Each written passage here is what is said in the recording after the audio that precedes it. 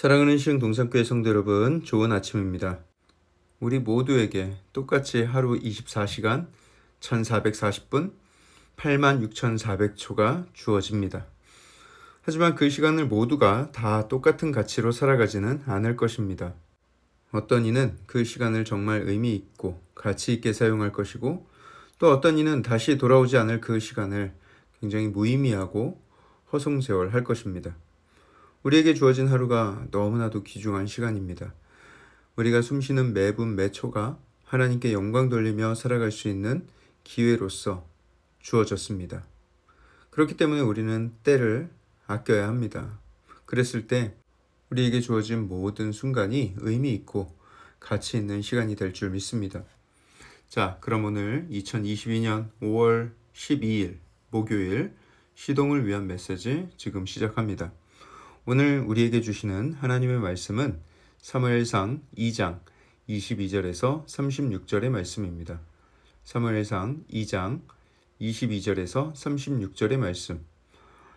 엘리의 인생은 이제 황혼기에 접어들었습니다.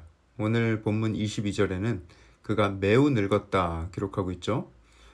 그때에는 인생이 평온하고 심장에 무리가 되는 일이 없어야 할진데, 그 노인에게 들리는 소식들은 그 마음을 굉장히 상하게 만들었습니다. 어떤 소식인가? 그의 아들들이 온 백성들에게 온갖 악행을 행하고 있다는 소식이 그의 귀에 들린 거예요. 그 아들들은 심지어 회막문에서 수종들던 여인들과 동침하기도 했습니다. 당시 제사장이 지닌 권력은 가히 엄청난 것이었습니다. 달리 왕이 있었던 것이 아니기 때문에 제사장이 국가의 지도자 역할을 하고 있었던 것이죠. 하지만 하나님께서 기대하신 국가 지도자의 역할은 겸손하고 백성을 위할 줄 알며 하나님을 두려워하는 충성된 지도자였을 것입니다. 하지만 지금 엘리의 두 아들들은 아나무인에다가 백성들을 이용하고 간음을 일삼아서 하나님의 회막을 더럽히고 백성들의 재물을 강탈하는, 도저히 일반 백성들의 수준에도 한참 못 미치는 도덕성을 가지고 제사장의 역할을 감당하고 있었던 거예요. 엘리가 다 늙어서야 뒤늦게야 이런 아들들의 소식을 듣게 된 걸까요? 제가 예상컨대 아닙니다. 엘리는 이미 오래전부터 그 두 아들들의 부정한 모습을 알고 있었지만 아비로서 그것을 대면하여 바로잡지 않았습니다. 잠깐 저러다 말겠지라고 생각했던 것인가? 만약에 그렇게 생각했다면 본인 스스로 죄의 본질에 대해서 너무 무지했던 것입니다. 죄는 점점 더 진화하여서 결국 사망을 낳게 합니다. 강도가 점점 더 세지고 악해질 뿐이죠. 그렇지만 엘리는 아들들을 그냥 방치해둔 것뿐입니다. 아무리 내 마음대로 되지 않는 것이 자식이라 할지라도 이것은 부모로서 거의 직무유기에 가까운 것이죠. 나중에 두 아들들을 불러서 이야기를 합니다. 23절과 24절인데요. 너희들이 어떻게 이런 일을 벌이느냐? 내가 너희의 악행을 백성들에게서 듣고 있다. 내 아들들아, 그리하지 말라. 소문이 좋지 않아.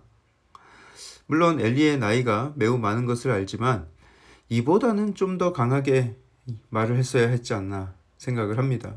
아마도 나이 때문만은 아닌 것 같아요. 부모의 이런 우유부단함 때문에 아들들이 그렇게 제멋대로 큰 게 아니었겠는가. 25절도 보면 엘리가 아들들을 설득합니다. 거기에 심판하신다라고 번역을 했지만 중재하신다라는 개념이 더 정확하고요.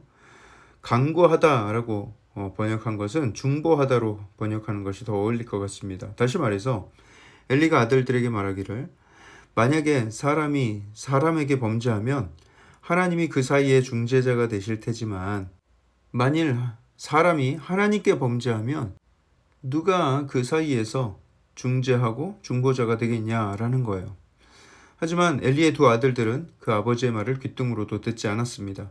그들이 선택한 것은 심판과 사망의 길입니다.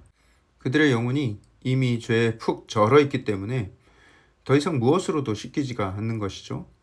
하지만 바로 이어지는 26절을 보십시오. 아이 사무엘이 점점 자라매 여호와와 사람들에게 은총을 더욱 받더라. 그 나라의 지도자는 무능력하고 그의 뒤를 이을 후계자 아들들은 부패하여서 그 민족의 희망이 다 사라지는 듯 보였지만, 하나님은 신실한 종 사무엘을 예비시키고 계셨던 것입니다. 민족의 절망스러운 상황에서 하나님은 새로운 소망을 준비하고 계셨던 거예요. 하나님은 교만하고 부정한 자를 패하시고 겸손하고 거룩한 자를 들어 사용하십니다. 그것은 늘 반복되어 오던 세상의 역사이고 하나님의 일하심입니다. 하나님은 늘 그렇게 죄로 치닫는 이 세상에 소망을 예비해 두시는 것이죠.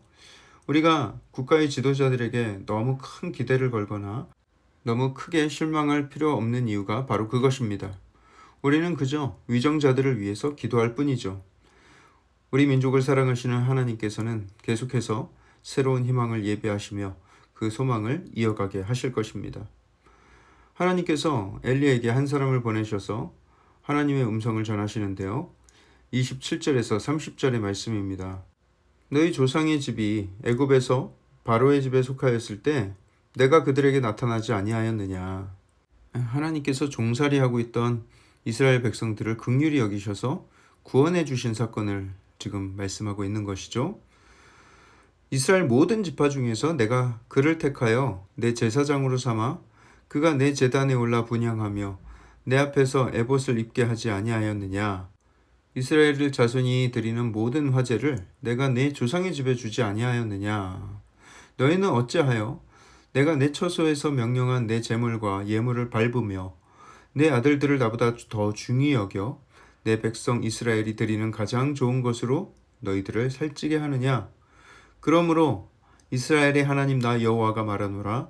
내가 전에 네 집과 네 조상의 집이 내 앞에 영원히 행하리라 하였으나 이제 나 여호와가 말하노니 결단코 그렇게 하지 아니하리라. 나를 존중히 여기는 자를 내가 존중히 여기고 나를 멸시하는 자를 내가 경멸하리라. 자, 하나님께서 엘리에게 하시는 말씀의 핵심은 이것입니다. 내가 아론의 집안에 큰 복을 주어 제사장의 직분을 주고 영광스러운 일을 맡겼는데 너는 어떻게 나보다 너의 아들들을 더 중히 여겨서 백성들이 나에게 바친 제물로 스스로를 살찌게 하느냐라는 거예요. 그러면서 하나님은 약속을 파기하십니다. 내 집과 내 조상의 집이 내 앞에 영원히 행하리라 했던 말 이제 무효. 이제 너한테 절대로 안 맡길 거야 라고 하시는 거예요. 여기서 의문이 생기죠. 아니 어떻게 하나님께서 한번 뱉으신 말씀을 이렇게 쉽게 철회하시는가? 어떻게 하나님께서 약속을 깨실 수가 있는가? 라고 생각할 수가 있습니다. 하지만 약속을 깬 것은 엘리의 집안입니다. 하나님 앞에 신실하고 충성되이 섬겨야 할 제사장의 집안이 사리사욕에 빠져서 온갖 부정한 일들을 저질렀으니 말이죠. 그러니 하나님께서 영원한 임기를 약속하셨지만 그 임기를 채우지 못하고 쫓겨나게 되는 것입니다.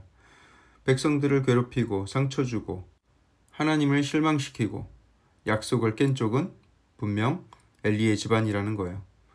30절 마지막 말씀처럼 하나님은 하나님을 존중히 여기는 자를 존중히 여기시고 하나님을 멸시하는 자를 경멸하십니다. 그런데 여러분, 우리도 돌아보면 하나님 앞에서 많이도 범죄하며 살지 않았습니까? 여러분들 일까지야 제가 잘 모르겠고 저 개인적으로 봤을 때에는 저는 참 하나님 앞에 얼굴을 들 수 없는 부끄러운 죄악들을 많이도 저지르며 살아왔습니다.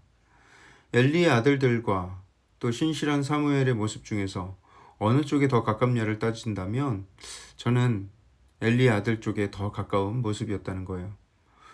아까 엘리의 말처럼 사람과 사람 사이에 있는 모든 갈등은 하나님께서 옳고 그름을 따져주시기도 하고 화해도 시키실 수 있고 그렇게 중재를 해주실 수 있습니다. 하지만 우리가 하나님께 범죄하였을 때 우리는 심판을 당할 수밖에 없는 것입니다. 누가 그 사이를 중재할 수 있겠습니까?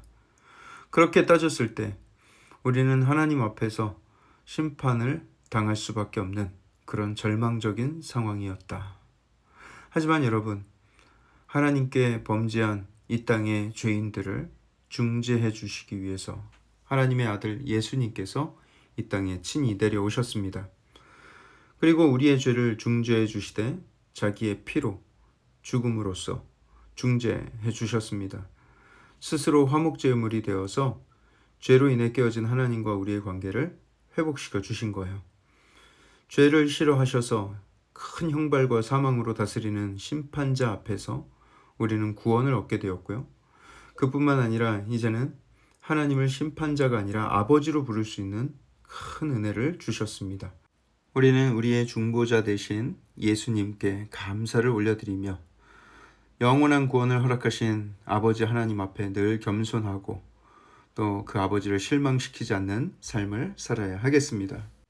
저와 여러분들의 삶이 아버지 하나님 보시기에 선하고 기쁜 그런 복된 삶을 살게 되기를 주님의 이름으로 축복합니다.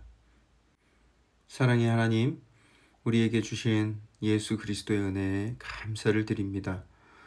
우리는 하나님 앞에 범죄하고 그 죄로 인해 심판당할 수밖에 없는 그런 절망스러운 상황이었는데 예수 그리스도를 중재자로 보내주시고 그 피로 그 모든 죄를 씻어주심에 감사를 드립니다.